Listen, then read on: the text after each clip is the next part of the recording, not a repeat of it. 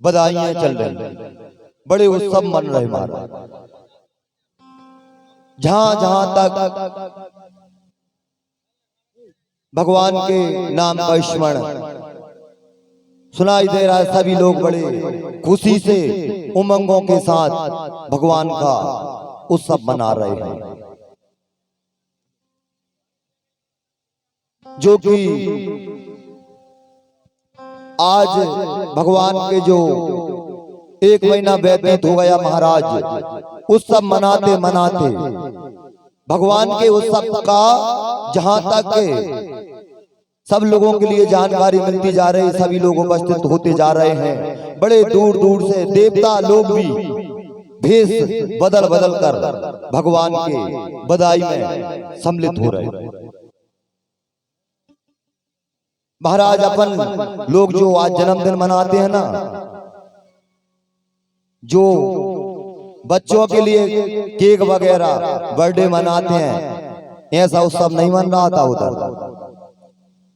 आज के समय में महाराज जो प्रजन चला है, ये हमारी संस्कृति से हटके चल रहा है।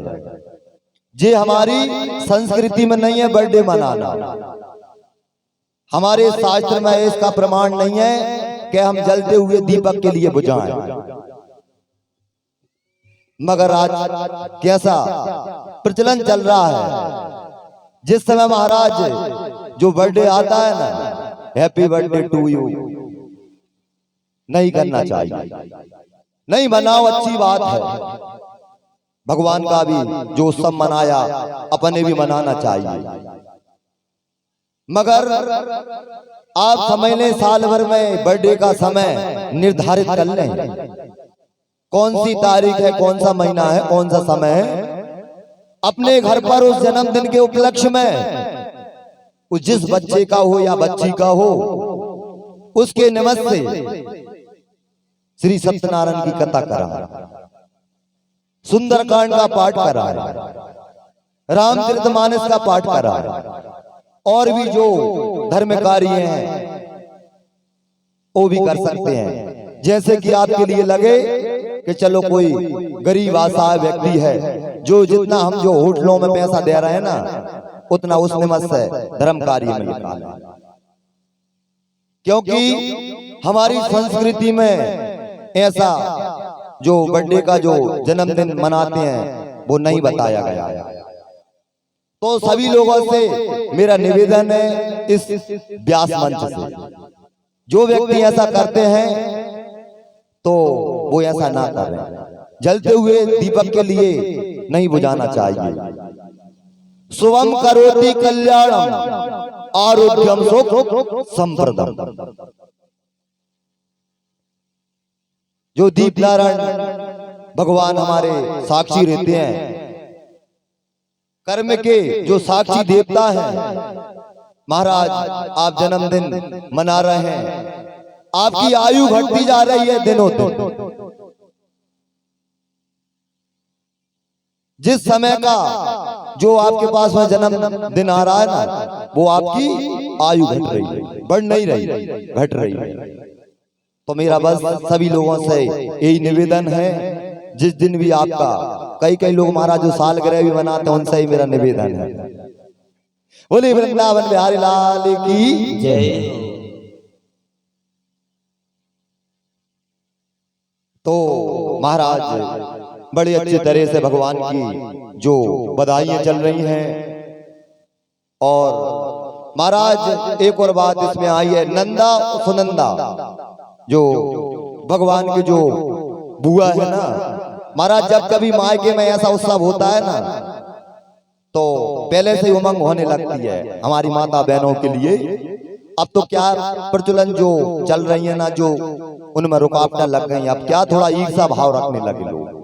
नहीं, पहले के समय में ऐसा भाव होता था, यदि मायके में महाराज कोई मांगलिक कार्य होते थे ना, तो सालों बंद पहले से वहीं के भोजन पानी सीताराम। अब समय कैसा चल रहा है कि नंद की भाभी से नहीं बनती है, भाभी की नंद से नहीं बनती है। अब तुम्हारा जैसे भाभी सुन ले कि नंदा आने वाली है तो कर बुरा मुंह करने लगता है। ऐसा नहीं करना चाहिए। बोली वृंदावन बिहारी लाल की। आइए इसी के साथ में एक बधाई की।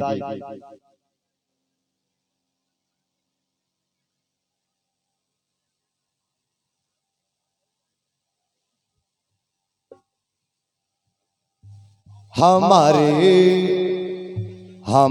भाइयों नंदलाल हो चले आना नंदलियो।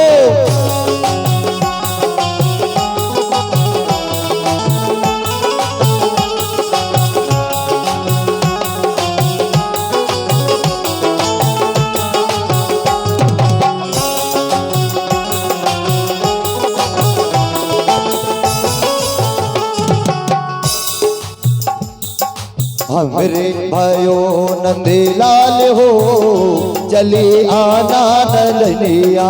हमरे भये नंदलाल हो चले आना नंदिया। सभी लोग तालियां।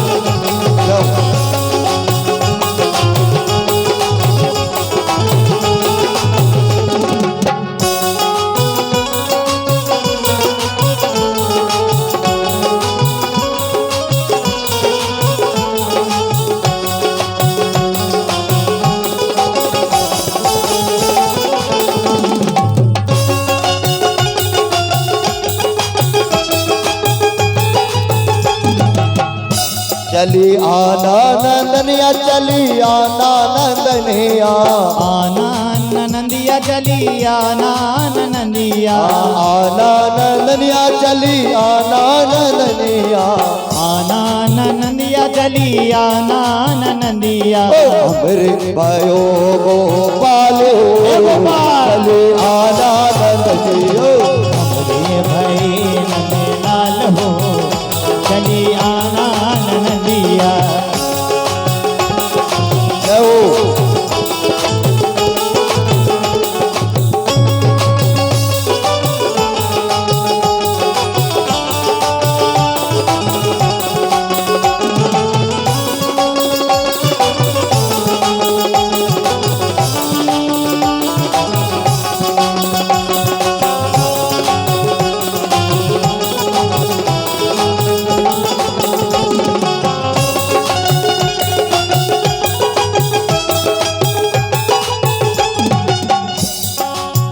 महाराज कहीं कहीं का जो चलन रहता है ना वो अलग अलग होता है। कहते हैं किसी के घर में किसी प्रकार से, किसी ग्राम में किसी प्रकार से, तो भाभी अपनी ननद से कह रही है, क्या बता रही है? सूती सफेदी न लाना नंदनिया।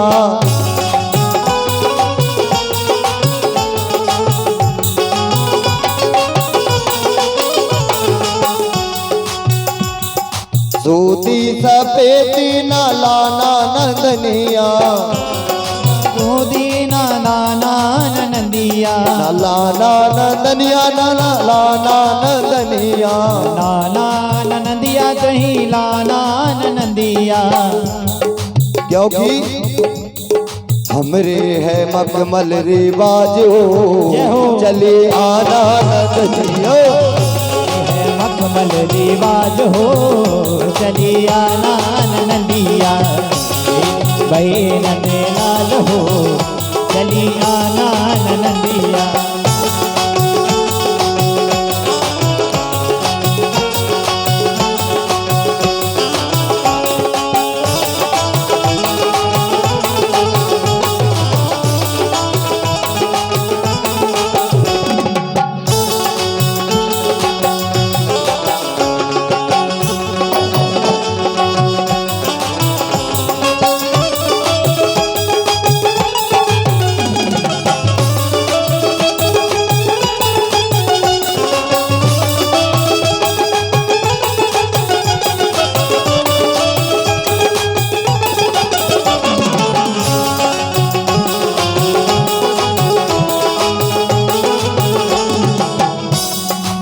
अब महाराज फिर कह रही है कि भाभी और क्या क्या सामान लाना बता दो पहले, जो आप कहोगी वही सामान लेके आएंगे। चांदी के जेवर ना लाना नंदनिया, चांदी के जेवर ना लाना नंदिया, चांदी के जेवर ना लाना नंदनिया, लाना नंदिया नहीं लाना नंदिया, लाना नंदिया नहीं लाना नंदिया, चांदी के जेवर ना लाना नंदिया। क्योंकि सोने को हमरो रिवाज हो, चले आना नंदनिया।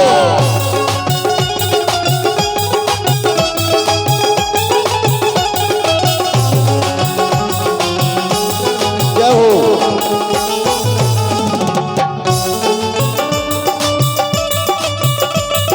क्या हो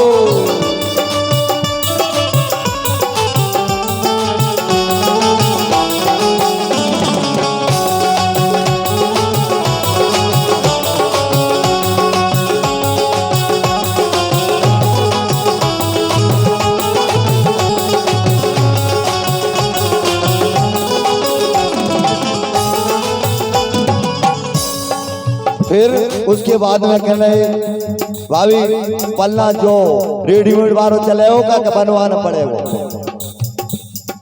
चले अच्छो ही लियो कैसो।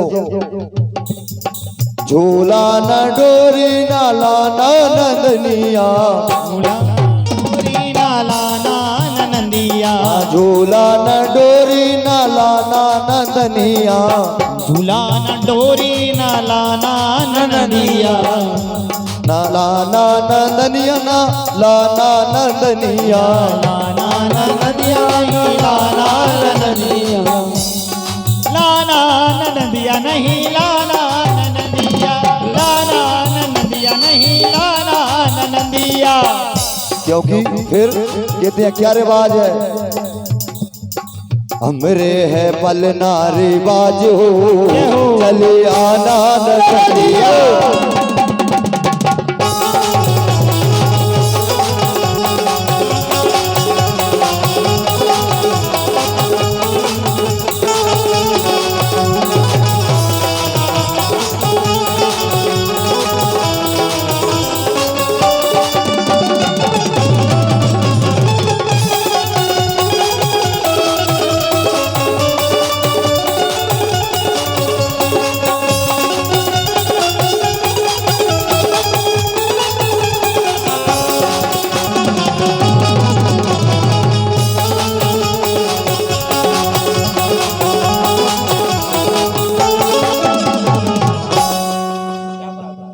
बोली वृंदावन बिहारी लाल की जय हो।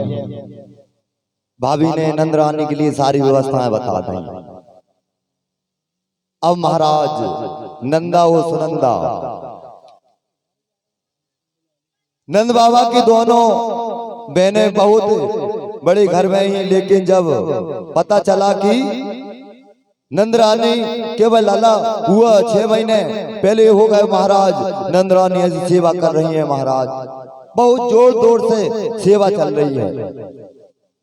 अब नवमी को प्रातः 8 बजे सुनंदा के मन में विचार आया कि रोज तो वह भाभी जल्दी जाग जाती थी, आज क्या बात है, भाभी आज बहुत लेट हो गई हैं, अभी तक उठी नहीं है। तो सुनंदा ने जाकर देखा, चंद्रिया को हटाकर लला का मुख देखा, फिर उनके लिए डर ये भी लग रहा था कहीं ऐसा ना हो, पहले उनने कह रखी थी इनकी भाभी ने ना उनके भैया ने, यदि पुत्र होगा तो तुम्हें 9 लाख का हार मिलेगा। तो एक उमंग रहती है ना, उमंग सब कुछ करा देती है, तो मन में ये आशा थी ऐसा ना हो कि पुत्री जन्मी हो।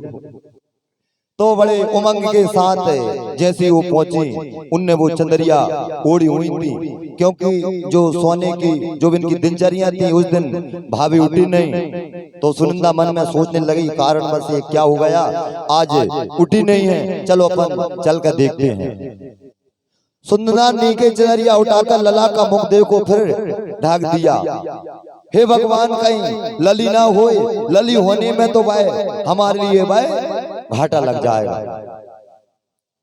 तो महाराज बड़े भाव के साथ उत्सव मन रहे हैं।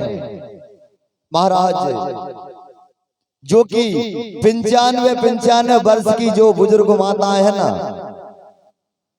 बड़े खुशी की वह सीमा नहीं है। जिस प्रकार से एक नई जो बहू रहती है 16 श्रृंगार करती है, उसी प्रकार से वह बूढ़ी जो माताएं हैं जिनकी उम्र है 95, 80, किसी की 60, किसी की 55, किसी की 50, इस उमंग में 16 श्रृंगार कर करके एक से एक बढ़कर साड़ियां महाराज, एक से एक बैराटी की सभी उस सब में वह सम्मिलित हो रहे हैं। अब तो महाराज कई प्रकार की साड़ियां नाम ही नहीं आया, कहां चल रही। तो लेकिन अब श्रृंगार करना वह कर रही हैं और उस सब में सम्मिलित हो रही हैं। एक भी वो है सज रही हैं, वृद्ध जो माताएं हैं वो भी सज रही हैं। गोपियां भाई यशोदा के पास आई और अन्न करके भाई जोर से यशोदा को बधाई दे बोली, यशोदा बधाई हो, बधाई हो, लला भयो है। सब लोग बड़े उत्साह से आनंद भाव से बधाई दे रहे हैं। अब जितने ब्रज के भाई गोपियां हैं सब नृत्य करती गा रही हैं। जहां जहां तक पता पड़ रहा है नंद रानी के घर जन्म हुआ है, सभी लोग किसी न किसी रूप में बधाई देने के लिए उपस्थित हो रहे हैं। महाराज अब इसी प्रकार से नंद बाबा के घर ऐसे उत्सव हो रहे हैं जैसे कि महाराज ऐसा कभी कोई ने ना देखा ना सुना। इतने उत्सव के जो कार्य चलना, जो माताओं की उठने की बस की नहीं देती थी, मगर वो भी 16 श्रृंगार करके पहुंच रही हैं उस सब में सम्मिलित हो रही है। नंद बाबा ने लला का जन्म उत्सव में भाई खुशी में महाराज ब्राह्मणों के लिए बहुत प्रकार से दान दिया। गौएं ब्राह्मणों के लिए दान दी, अपने जो धर्म के जो द्वार थे उन्हें खोल दिए, जो राजकोष थे वे खोल दिए। क्या दिया? ब्राह्मणों के लिए बढ़िया प्रसन्न रखो, ब्राह्मणों के लिए दान दो, कोई भी भक्त हमारे इस नगर से निराश होकर ना जावे। वस्त्र लुटा रहे हैं, कोई हीरे मोती लुटा रहे हैं महाराज, गौएं दान कर रहे हैं। ऐसे बड़े जोर तोड़ से वो सब चल रहा है। महाराज नंदरानी को लला भयो आज ऐसे सबर सुधर कर सभी लोग उस उत्सव में पहुंच रहे हैं। वासुदेव जी के जो 2-4 दिन के लिए कंस ने छोड़ दिया था, वासुदेव जी को से मिलकर वह नंद जी वह रुदन करने लगे। अहो ते देव के पुत्रा कंसे ना बहु हता। वासुदेव बड़ी कष्ट की बात है, जितने पुत्र हमारे जो घर जन्म लेकर आए वो दुष्ट कंस ने सबको मार दिया। भैया मैंने सुनी के बाद एक कन्या बची है, वो स्वर्ग में चली गई। यह सुनकर वो को बड़ा कष्ट भयो। अब वासुदेव जी यह तो भाई नहीं हो सकते, तुम्हारे घर जो बालक है वो ही मेरा है। वासुदेव जी कहते हैं मन को छोटा करना क्या फायदा, जो नंद जी के पास में है समझो एक मेरो ही पुत्र आपके घर है, तो इसी के लिए अपना पुत्र मान लो। नंद जी ने कहा भैया मेरे थोड़ो ही तुम्हारो है, मेरो नहीं, वो बालक तुम्हारा ही है। तुम संतुष्ट रहो, प्रसन्न रहो, इस बालक के लिए तुम अपना ही बालक मानो। इधर महाराज कंस ने रात्रि में आपातकालीन सभा बुलाई और सवे बुलाकर अपने सैनिकों को आज्ञा दी अपने इस क्षेत्र में जिसके घर इस दिन में जन्म लिया हो, जाओ बड़े होकर मेरा वध करेगा, इसलिए तुम उनकी मृत्यु होना चाहिए, खोज करो तुम जाओ। कंस ने ऐसी आज्ञा दे दी अपने सैनिकों को। कंस के सैनिकों ने कहने लगे कि महाराज हम कहां कहां ढूंढें। कहने लगे, कंस के सैनिकों ने कहा कि कृष्ण ने कहीं पर जन्म ले लिया है, निश्चय ही हमारे भाई 84 कोस में ही होगा। ब्रज में जितने भी जो गांव आते हैं उन्हीं गांव में मेरे जो शत्रु है उसने जन्म ले लिया है। तो महाराज इसका पता कौन करें, जो सैनिक को ढूंढने के लिए पहुंचाए। तो 84 कोस में जितने भी जो ग्राम पड़ते हैं उन सब ग्रामों में खोज चल रही है। तो जो कंस के जो सैनिक थे वो निराश हुए और उसी समय वह पूतना, जो कंस की जो पूतना है वो वहां पर उस सभा में उपस्थित हो गए। पूतना बोली, मैं जाऊंगी कृष्ण को मैं ढूंढने के लिए, और जहां भी कृष्ण मिलेगा मैं उसके लिए प्राणांत कर दूंगी। पूतना बोली, मैंने एक निश्चय किया है, मेरे मन में एक विचार आया है। वो विचार कैसे महाराज? अब वो सब चल रहा है, लाखों से उसे नगर में नारियां पहुंच रही हैं। अब नंदरानी थोड़ी पहचान सकती है कौन निशाचर है, कोई मायावी है। तो महाराज पूतना मौसी ने अपना भेष चेंज कर दिया, अपना स्वरूप चेंज कर दिया। कहने लगी कि कंस से कि महाराज आप चिंतित मत होइए, तुम्हारा जो शत्रु है ना मैं उसके लिए जीवित नहीं छोड़ूंगी, मुझे आज्ञा दो। तो महाराज बड़ा सिंगर सुधर कर जो पूतना मौसी है ना जाने लगे। और सज्जनों कहते हैं ना, जो घूंघट डालने के बाद में जो काम हो जाते हैं ना वो वैसे नहीं होते हैं। अब यहाँ भी कई लोग वो घूंघट डाल बैठे, हमें थोड़ी पता सो रहे हैं कथा सुन रहे हैं। बोली वृंदावन बिहारी लाल की जय। तो इसी प्रकार से महाराज सज्जनों इस प्रकार से पूतना मौसी का वन होता है। देखो कृष्ण का अवतार तो हुआ अष्टमी को और पूतना कृष्ण को मारने आई चतुर्दशी को, ठीक 7वें दिन। क्योंकि पूतना कहती है अविद्या को, कहते हैं पूतना को अविद्या करना 14 जगह होती है। 5 ज्ञान इंद्रियां, 5 कर्म इंद्रियां, मन बुद्धि और चित्त संस्कार, इन्हों 14 जगहों पर अविद्या वास करती है। पूतना नंद के द्वार पर पहुंच गई। यहाँ सब लला का जन्म उत्सव आनंद से मना रहे हैं, मगन हो रहे हैं, सब नाच रहे हैं, गा रहे हैं। किस प्रकार से उत्साह मना रहे हैं देखो इस भजन के माध्यम से। हेलो निके होले झूला लइयो, निक होले झूला लइयो, यशोदा जायो लले नानक